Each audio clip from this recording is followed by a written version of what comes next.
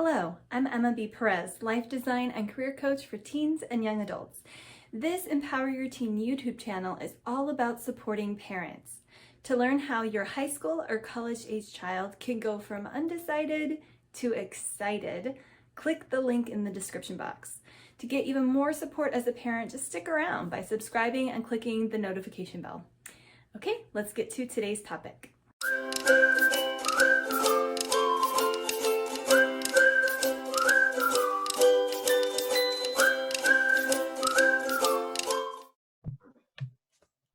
Hello and welcome back to Empower Your Teen. I am Emma B. Perez. Today I have brought to speak with you Dr. Ajetta Robinson. She's a licensed clinical professional counselor, author, and international speaker. Dr. Robinson embodies excellence in mental health and education as a grief and trauma expert. She's a servant leader, involved member in the community, and a born giver. She believes that we all have gifts that are unique to us, and we thrive when we lean fully into those gifts and we find purpose and fulfillment. At her core, she believes that all people have the capacity to overcome adversity. Dr. Robinson has over 15 years of experience serving individuals, families, and communities, and she specializes in creating safe environments where one can begin to heal from life's hurts and live fuller lives. Dr. Ajetta, thank you so much for being here with us today. I really appreciate it. Thank you for having me. So today I want to discuss, how a family can determine if a gap year is right for their teen. But before we get into that, would you mind sharing your story? How is it that you came to do what it is that you do? Yeah, absolutely. And so I became a counselor because I had really, really amazing experiences with my own counselors as a kid. And so that kind of laid the foundation for me. Both of my parents are in the mental health realm. And so I guess I got it the old-fashioned way through exposure. Yeah. But I specifically became a specialist in life transitions as a result of navigating several in my own life, and then being able to witness the different transitions that my family members, my older brother, other people in my family and close to me were navigating, both well and ways that didn't look healthy. And those not healthy ways became very evident as I kind of grew and became more aware about what was actually happening, which landed me in the grief and trauma realm. I learned throughout my life and my career that grief and trauma are usually in the mix somewhere. Yeah. Thank you so much for sharing that story. I appreciate it. So this is one of the reasons why I called on you, because you work with people through transitions, and transitioning into adulthood is a huge transition. And for lucky kids, it's the first big transition that they're making, right? And also, in addition to your clinical expertise, you also bring some personal expertise as the mom of a gap year kid. Yay! Absolutely. My 22-year-old took a gap year, and man, was it scary on the front end. As someone who went through school straight through, I didn't on the front end know what to do with a kid that said, "Yeah, Mom, I think I want to take a year off," and and do what? And all of the fears, my own kind of personal fears, started to show up, and so I really had to kind of sit with it and figure out how to best support him. While also kind of, balancing what my kind of needs were as a parent, and wanting to make sure that he had what he needed. And so I had to build some capacity as a parent, address some of my own fears and anxiety so that I could really support him in that gap year so that he could get his needs met. And so I really had to kind of grow and step out, practice take my own advice, right? That I tell my clients all the time. I got a real world experience of needing to do that as well. And so that brought a lot of the things home for me. What does it look like? We can talk about it clinically, but what do families actually navigate? What do parents actually have to grapple with? And so I think that further solidified how important it can be, and some of the questions that we really want to think about and kind of talk through with our team who might be considering taking a gap year. So let's start at the very beginning. We have families here with us that their young person has come to them and said, I think I want to take some time off from school. And so the parents are trying to determine, well, is this really a good idea? Is it right for my team? Do they have the fortitude for it? What advice, just right at the beginning, do you have for families in making this decision? I think first and foremost, we want to make sure that we're not making the decision based on fear. I think, and our own fear about what might happen if they take the gap year. I think fear of missing out. We have our own beliefs about how things are supposed to happen and what the consequences and implications are if they don't happen in the way that we think they are. That's really about kind of our need to control and to protect. But there's really a lot of growth um, that can happen when we create a space of curiosity and freedom. And the reality is that if your kid is wondering about a gap year, if they're asking or saying that they don't feel ready, they probably aren't. And academically, they might be ready. That being completely different from actually, so the kind of being accepted, right, into the college admission or whatever they do after high school. They might be academically ready for that, but socially, emotionally, they might need time to develop, to explore, to learn about who they are and what they want this next leg of their journey to be, they want it to look like. And so I think it can be a great opportunity for them to discover some of those things when there's still a safe landing pad, right? Where they still have the space to come back home, where they still have the comfort of, parents taking care of a lot of the basic necessities, and where they get to not know, because the world expects a lot of our teens pretty soon after they graduate high school, and they may not have ever had space to truly think about what it is that they desire and what do they need, because for most of their life they've been told there's a structure that you go K first and second, so we know what comes next, and now there's this wide open road, and they're really having to choose between multiple pathways, and so that takes some time to really explore and to learn. It's a pretty big decision, and so if they're communicating that they're uncertain about it, and we have the room to give them some space to have some of their questions answered, I think we can create that for them and with them. I think that is really important, that we find ways to honor. Yeah, I love that. To me, it almost sounds like you're saying consider it as like a 13th year, right? Almost like just an extra year for growth and maturity, Absolutely. and time for exploration, right? Absolutely. Self-determination and autonomy are big big pieces of one's identity that often aren't fully developed. We know that they aren't fully developed when they go off to college, but man, it can have a pretty difficult impact for our teens who go into their undergraduate year and they're struggling interpersonally, they're struggling socially and emotionally.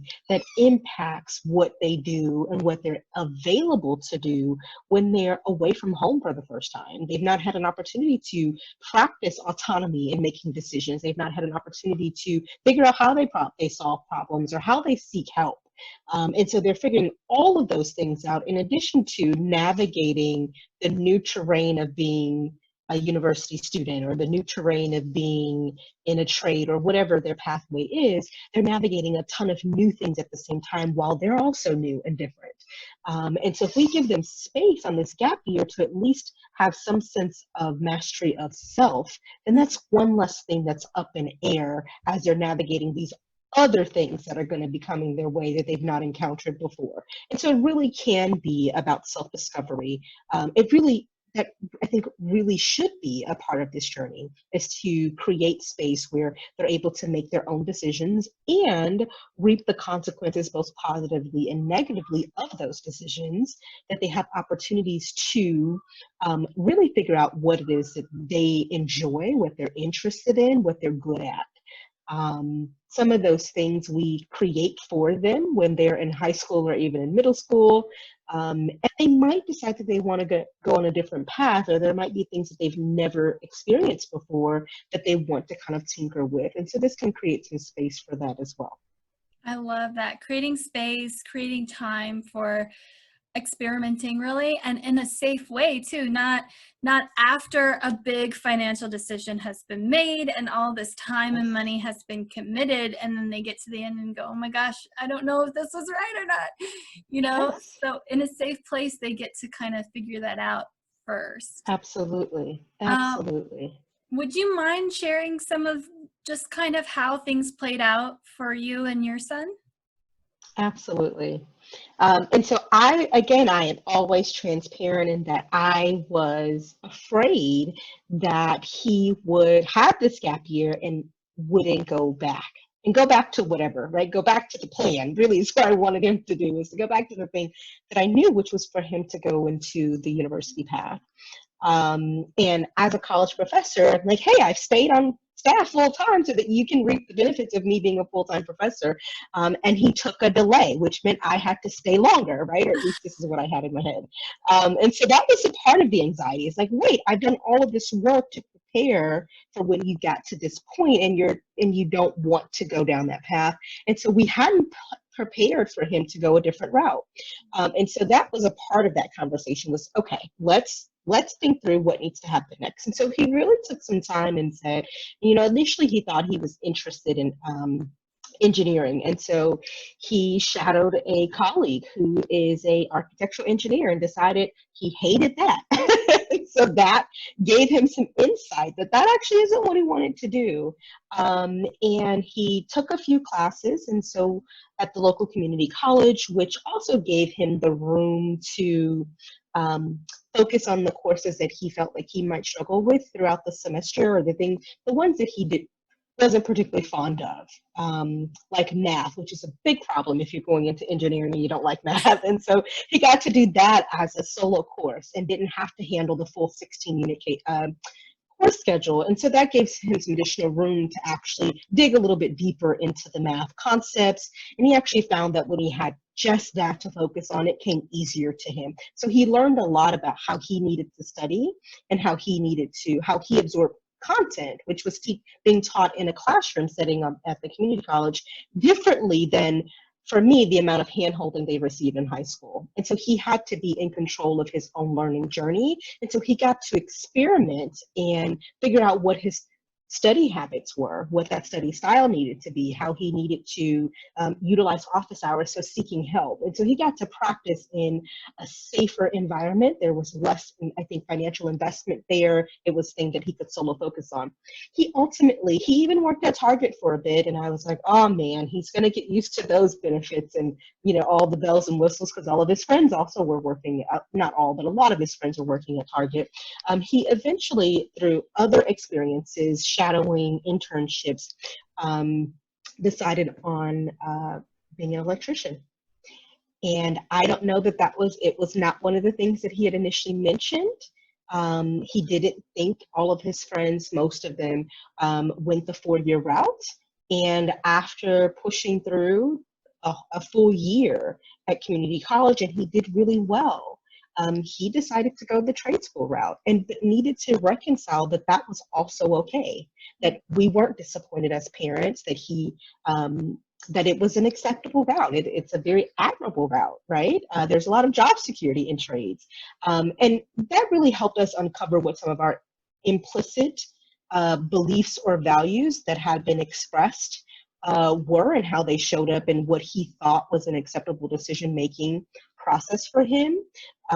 Things that I wasn't consciously aware we were communicating, but it was pretty clear that we were. Because he hadn't considered them as options for him because of the expectations that he had and that he thought we had for him. And so it was really important for us to and it was a lot of conversations around, well, why don't you think that that's an option? And that's kind of where we learned, well, what he thought our expectations were. And so it did take us a better part of the year to kind of unpack some of the things that we had just been holding as big T truth that really weren't in alignment with what he wanted for himself. And so getting to a place where he was able to figure that out and then communicate it with us. And then we needed to figure out how do we want to actually respond to that. And so that's a little bit of what we kind of navigated. And it was a lot of my own work as well, with making sure that I wasn't freaking out about it, things were maybe not moving in the same time frame that I would have liked them to move, but they moved in a time frame that was on par with what he needed. Mhm. And I think that that was important, and understanding that that's a unique journey for each of us, especially for our teens who are just beginning to make decisions for themselves, because they've always had us there, right? With all of our wisdom and experience of having made the mistakes beforehand, we try to buffer them from making those same mistakes. But there's a lot of lessons they can make in figuring things out and trying things at work and figuring out what doesn't work for them. I think that was a really important part of the journey that we had, and that I find that most of the parents we work with, that ends up being a gift that comes out on the other end. It is interesting to go through it. Yes, man, especially as a parent. I mean, this time frame already, you're really having to adjust how you parent, right? It's so Absolutely. different now. So, um, it's amazing that your family had the space for you and for him to really get to explore these new dynamics and new relationships. And what a gift to give him for him to be able to come to you and say, I'm not sure about this and I'm considering other things, especially since he comes from academics, right? And but Yes. also, you know, you were saying earlier you didn't realize that you were putting that expectation on him.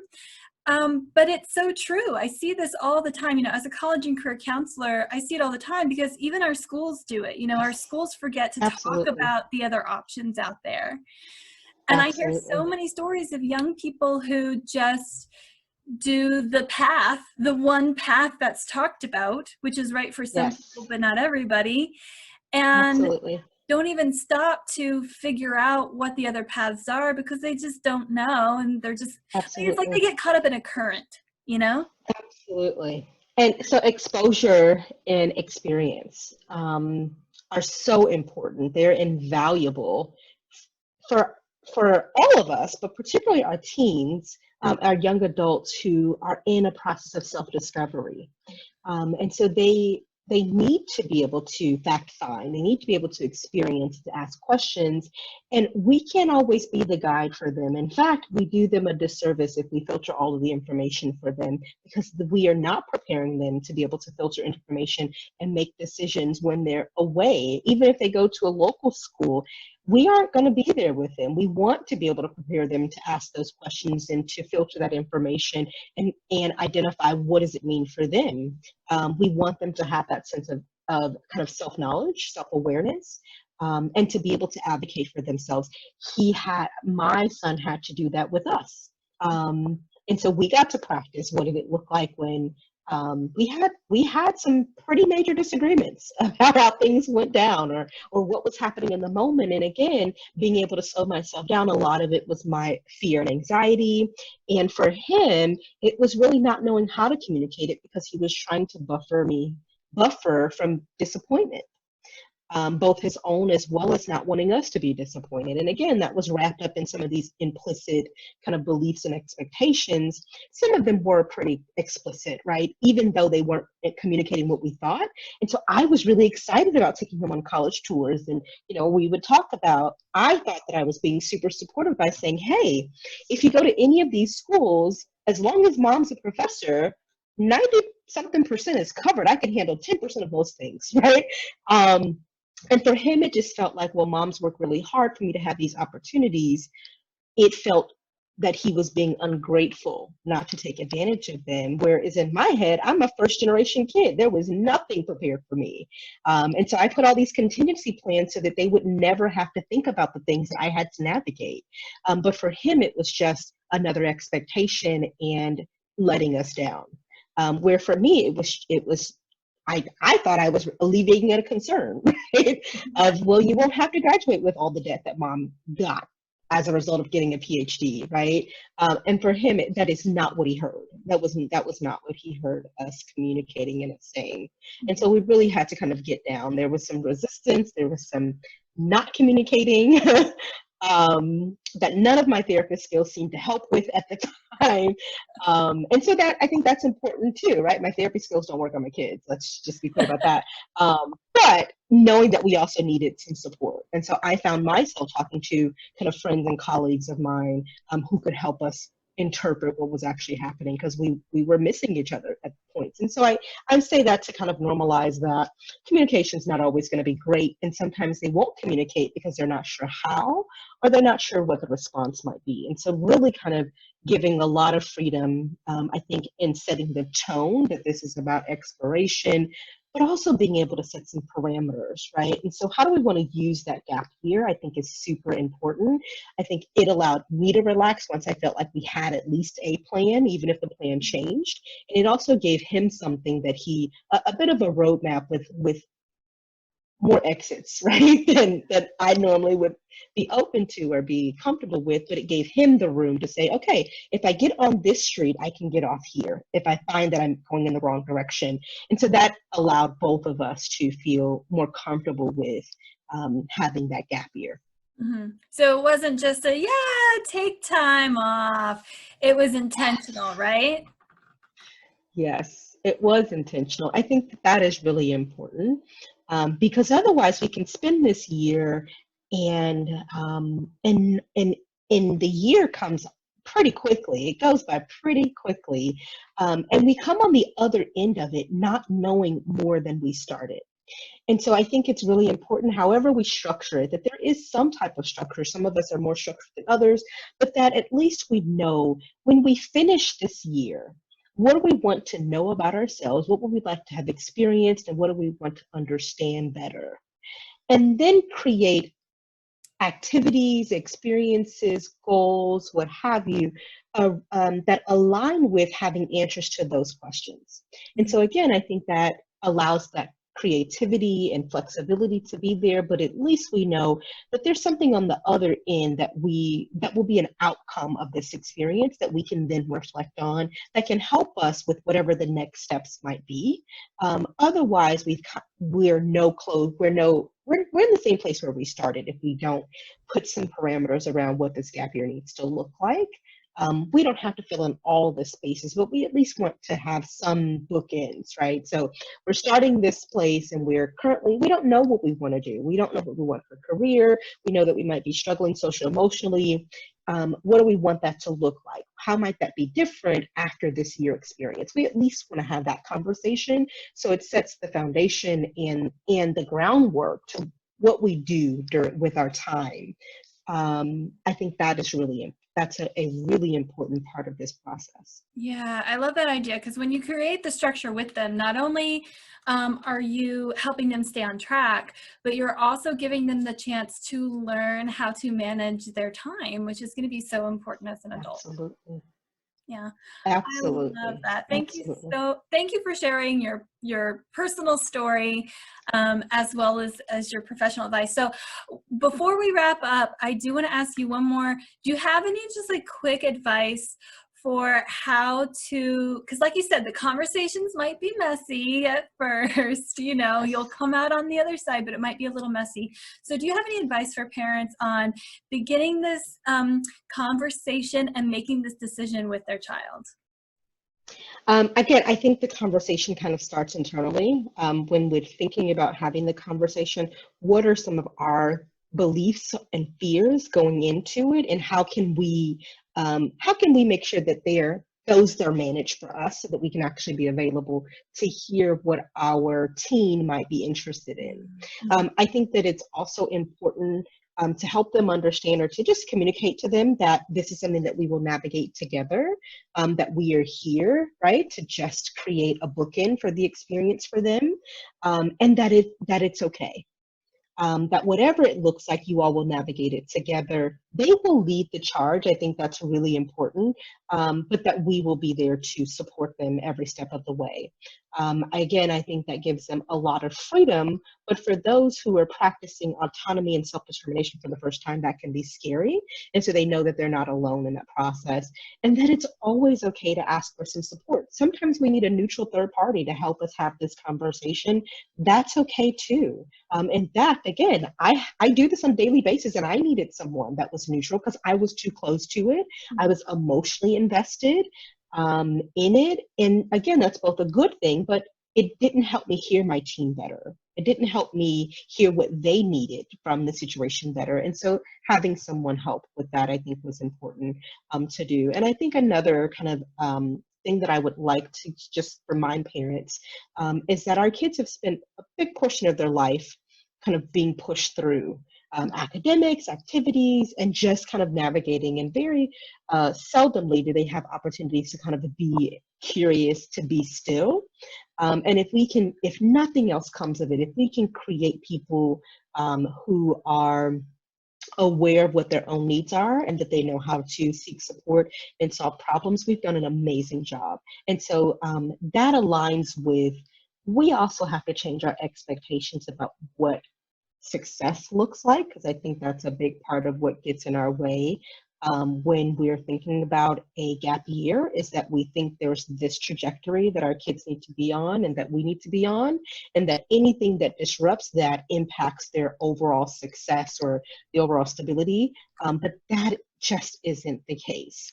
And that having balanced whole kids is so much better than having those with degrees that they're uncertain about how to use, or degrees that don't actually align with what they want for themselves. And that it's okay that they don't know that coming out of high school. Yeah, that's amazing. Thank you. And you're right. It is okay that they don't know that. I mean, when they're little, we recognize that, our kids don't necessarily need to be potty training at the same time as another one, or, learning their letters at the same time as another one, or something like that. But then we expect them all to go to college right away and to know exactly what they're going to do, and it's the right choice, Um, Yes. and so a kid who has the guts to say, I want to try something a little bit different, like, that's brave. Yes, it really is. Absolutely. Absolutely. Well, thank you so much for all of your insights. This is going to be so hugely valuable to families. You're so welcome. We're glad to help. All right. Well, let's talk again soon, okay? All right. You take good care. All right. Bye.